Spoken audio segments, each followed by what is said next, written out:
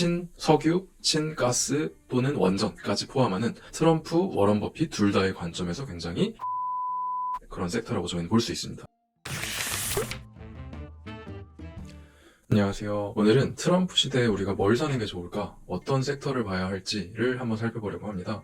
근데 또 우리가 좋아하는 워런 버핏 할아버지가 이야기하는 조건에 맞춰서 트럼프 시대의 섹터와 종목을 한번 살펴보려고 합니다. 둘의 조건을 모두 다 만족하는 종목이면 굉장히 좋을 것 같습니다. 우선은 트럼프 정책을 먼저 살펴보겠습니다. 여기 보시다시피 무역 관세를 증대를 하는 것, 그리고 법인세이나 불법 이민 억제, 미국 우선주의, 화석연료 관련 산업 확대, 이런 것들이 있습니다. 이것이 결국 트럼프가 생각하는 자국 중심주의, 그리고 기업 친화적인 것, 그리고 친환경보다는 석유, 기존 전통산업 위주의 에너지 정책입니다. 워런 버핏이 여러 가지로 투자를 굉장히 잘하는 분이고 훌륭한 분인데 최근에 많은 변화가 나타나고 있습니다. 얼마 전에 커뮤니티에도 말씀드린 것처럼 워런 버핏이 이끄는 버크셔가 22년 만에 첫 번째로 채권 투자를 했습니다. 그래서 이게 미국 증시가 너무 오른 거 아니냐라는 것에 대한 이야기도 있고요.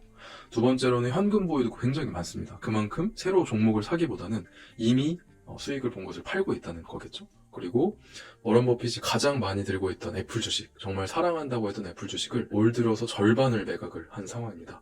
그 정도로 굉장히 신중하고 보수적인 관점을 보고 있기 때문에 과연 이 전략 가운데에서 우리가 어떤 선택을 해야 될지 한번 살펴보려고 합니다.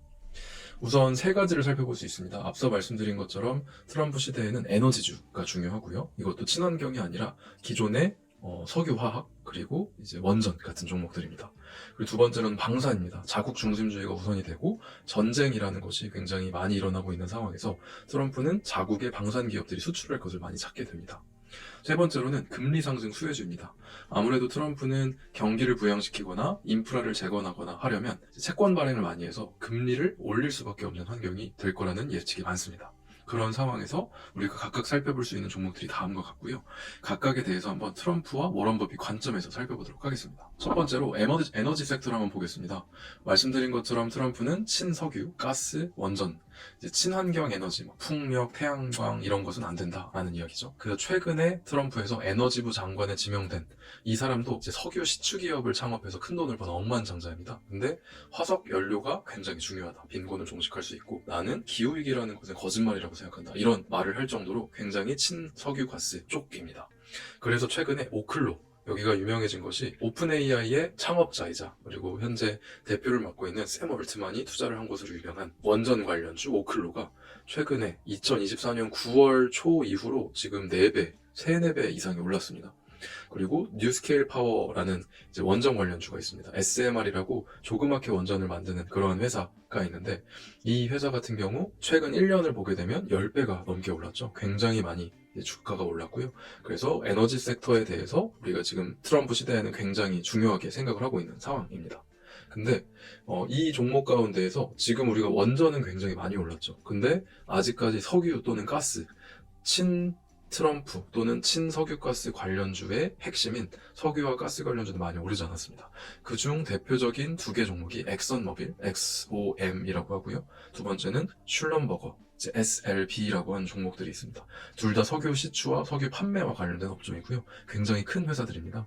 근데 엑스모빌은 올 1년을 보게 되면 아직까지 13%밖에 안 올랐고요. 슐럼버거는 오히려 17% 빠진 상황입니다. 그렇기 때문에 가격적으로도 현재 부담스럽지 않은 상황이고 앞으로 이제 4년간의 트럼프 임기를 생각을 할 때 훨씬 더 오를 여지가 남아있지 않을까라고 생각이 들고 있습니다.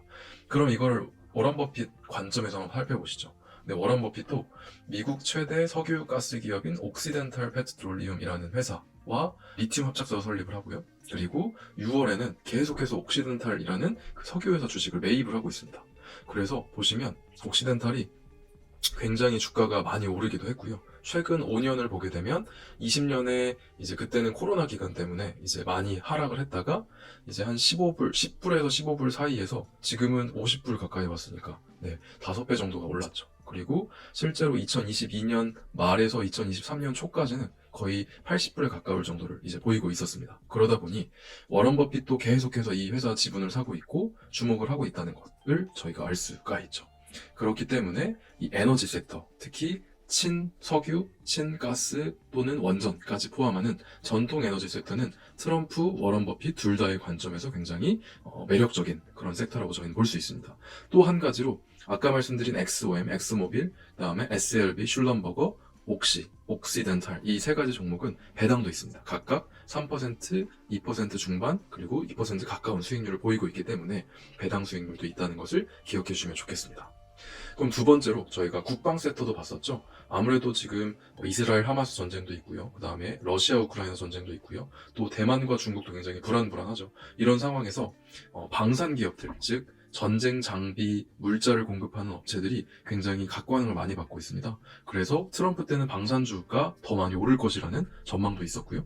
또 한국에서는 방산주 ETF, 방산주가 모아져 있는 그러한 종목의 합들을 뉴욕 증시에 상장을 하기도 했었습니다.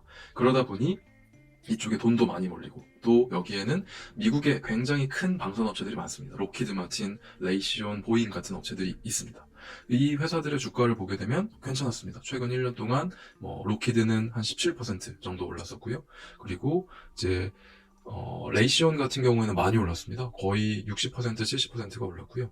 보잉만 여러 가지 품질 이슈, 특히 항공기 관련 이슈 때문에 30%가 빠진 상황입니다. 그래서 주가도 꽤 많이 올랐고 부담스럽지는 않은 수준이다라고 생각을 할 수 있습니다.